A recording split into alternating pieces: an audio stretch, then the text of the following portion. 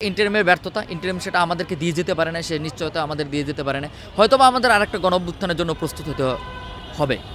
আমরা দেখেছি গত ৫০ বছরের যে মূল যে জায়গাটা সমস্যা বলে আমরা মনে করি, এটা হলো বাংলাদেশ রাষ্ট্রটা একজন ব্যক্তির পায়ের তলায় পিষ্ট হয়। মানে আমরা এটাকে বলে থাকি যে প্রধানমন্ত্রী এত অসীম ক্ষমতাধর হয়ে যায় যে তার পায়ের তলায় বাংলাদেশ রাষ্ট্র চলে যায়, এরকম একটা অবস্থা। শাসন বিভাগ, আইন বিভাগ এবং বিচার বিভাগ, যে তিনটা মূল রাষ্ট্রের অঙ্গ, সেই তিনটা অঙ্গ একটা ব্যক্তির কাছে অসহায় হয়ে পড়ে।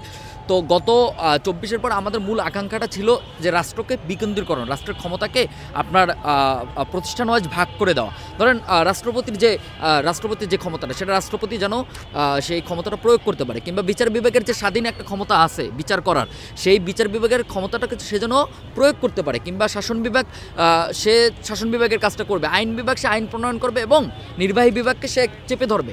আমাদের আকাঙ্ক্ষা হলো এই জায়গাটায় যে রাষ্ট্র একটা প্রতিষ্ঠান হিসেবে ফাংশন করবে। বাংলাদেশের একমাত্র স্মার্ট সিটি বসুন্ধরা এখন আরো নিরাপদ, আধুনিকতায় আরো এক ধাপ এগিয়ে।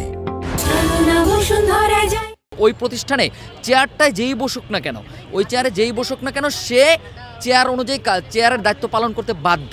বাট এটা দুঃখের বিষয় যে ২৪-এর পরে আমাদের যে এই আকাঙ্ক্ষাটা, এটা এখন পর্যন্ত বিন্দুমাত্র আমরা বাস্তবায়নের দিকে যেতে পারিনি। কারণ আমরা যে সংস্কারের রূপরেখা দেখেছি, সেই সংস্কারের রূপরেখা যে মেজর যে জায়গাগুলোয় আমরা দেখেছি যে মেজর যে জায়গাগুলো এই মুহূর্তে বিতর্কের, যে আপনার রাষ্ট্রপতির ক্ষমতা নিয়ে, বিচার বিভাগের স্বাধীনতা নিয়ে, কিংবা আপনার ধরেন সাংবিধানিক প্রতিষ্ঠানের নিয়োগ নিয়ে, প্রধানমন্ত্রীর ক্ষমতার সীমিতকরণ নিয়ে, কিংবা প্রধানমন্ত্রীর মেয়াদ সীমিতকরণ নিয়ে, প্রত্যেকটা বিষয় কিন্তু এখন পর্যন্ত অমীমাংসিত রয়েছে।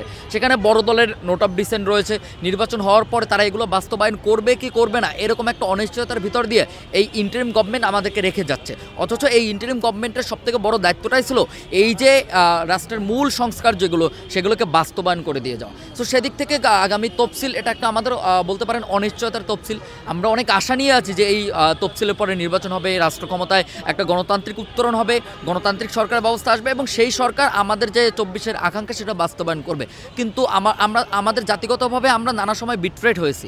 ৯০-তে আমরা বিট্রেট হয়েছি, ৭১-এ আমরা বিট্রেট হয়েছি। আমরা ৭১-এ যে রাষ্ট্র ব্যবস্থা চাইছিলাম সেটা তো আমরা পাইনি, আমাদের সাথে তো একটা বিট্রে করা হয়েছিল। ৯০-এর যে ৩ দলীয় রূপরেখা, সেটা তো বাস্তবায়ন করা হয়নি, আমাদের সাথে বিট্রে করা হয়েছিল। ২৪-এ যে আমাদের বিট্রে করা হবে না, এটা তো আমরা জানি না। সো আমাদের এখন সব কিছু অনিশ্চয়তার ভিতর দিয়ে যেতে হচ্ছে।